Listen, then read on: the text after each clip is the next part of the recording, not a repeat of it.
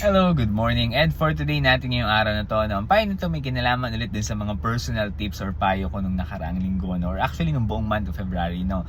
So kapag manager ka, kailangan pa minsan-minsan man libre ka din, okay? As long as tipong sabihin natin, hindi kailangan mahal, no? Hindi kailangan social, hindi kailangan magarbo, no? Manlibre ka na something. Sabihin natin, magpa-ice cream ka, magpa-pizza ka, magpa-merienda ka, or kung ano pa man treat ka ng something, no? Hindi kailangan mahal. Ang point lang sa payo na to, kailangan manlibre ka rin paminsan-minsan, no?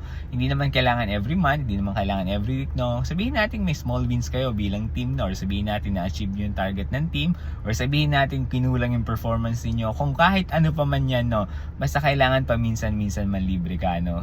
Like dati ako, honestly, nililibre ko minsan ng ice cream sa 7-Eleven or mini stop yung team ko, no? Yung mga simpleng gesture lang ba na magpapakita na eto, ako yung bahala dyan, no? Kasi nagpapakita din naman yun ng gusto mong magkaroon ng magandang teamwork sa loob ng team mo, at nagpapakita rin naman yan na tipong na-appreciate mo yung effort na ginagawa ng team mo. So hindi kailangan mahal, ha, hindi kailangan social, hindi kailangan magarbo, no? Basta paminsan-minsan bilang manager, supervisor, or sabihin natin may business owner ka, may mga tao ka, no?